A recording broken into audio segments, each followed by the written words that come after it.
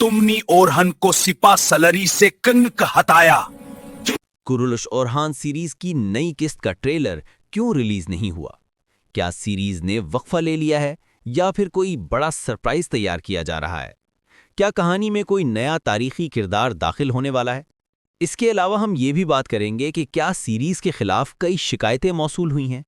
इन तमाम बातों की मुकम्मल तफसील जानने के लिए वीडियो को आखिर तक जरूर देखें और हमारे चैनल को सब्सक्राइब करना ना भूलें। कुरुलुश ओरहान सीरीज की तारीखी कहानी ने ना सिर्फ शायकीन को अपनी तरफ मुतवज्जे किया है बल्कि उन्हें उलझन में भी डाल दिया है। अगरचे परस्तार उस्मानी तारीख से काफ़ी वाकिफ़ हैं, लेकिन ओरहान गाजी सीरीज़ की कहानी लड़खड़ा रही है। किस्त के आगाज़ में ही नाजरीन उस वक्त हैरान रह गए जब मलहून खातून को सफ़ेद दाढ़ियों से मुलाकात करते देखा। लेकिन इन तब्दीलियों पर बात करने से पहले आते हैं असल सवाल पर। कुरुलुश ओरहान सीरीज़ की चौथी किस्त का ट्रेलर अभी तक क्यों जारी नहीं हुआ? क्या नई किस्त में ताख़ीर होने वाली है? नाजरीन, फ़िलहाल ऐसा कोई हंगामी या संजीदा मसला नज़र नहीं आ रहा जिसकी वजह से सीरीज़ में वक्फा आए। यानी ये फ़ैसला सीरीज़ की टीम का अपना है ताकि नाजरीन के अंदर सनसनी और तजस्सुस पैदा हो। ऐसा पहले भी कई बार हो चुका है। अब जिस अंदाज में पिछली किस्त ख़त्म हुई उससे दो बातें साफ ज़ाहिर हुईं। एक तो ये कि कहानी का स्क्रिप्ट बहुत कमज़ोर है और उलझे हुए वाक़यात का शिकार है।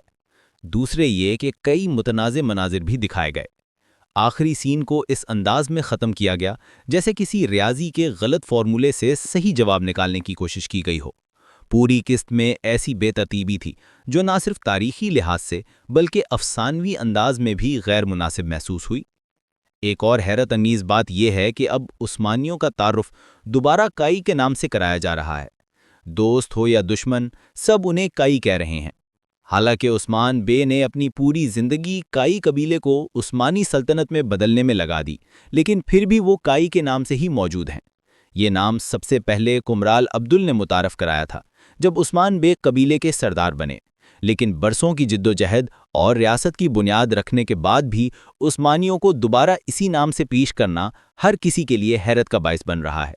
यही नहीं, मलहून खातून की सफ़ेद दाढ़ियों से मुलाकात ने सबको चौंका दिया है।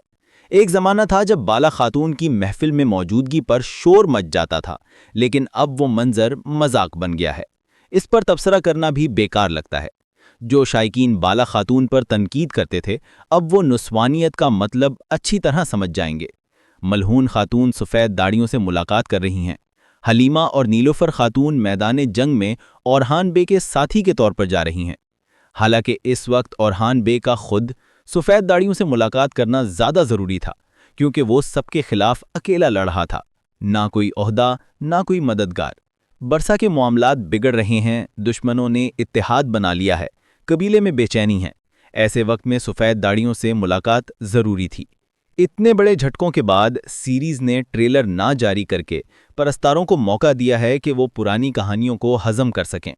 अब अगर बात करें कि आने वाले वक्त में सीरीज़ को मजबूत बनाने के लिए क्या बड़े तारीखी किरदार वापस लाए जाएंगे, तो नाजरीन, फातिमा खातून को दोबारा शामिल किया जा चुका है, जिससे पहला शोर कुछ कम हुआ है। फिर भी बाला खातून के मद्दाह सवाल उठा रहे हैं।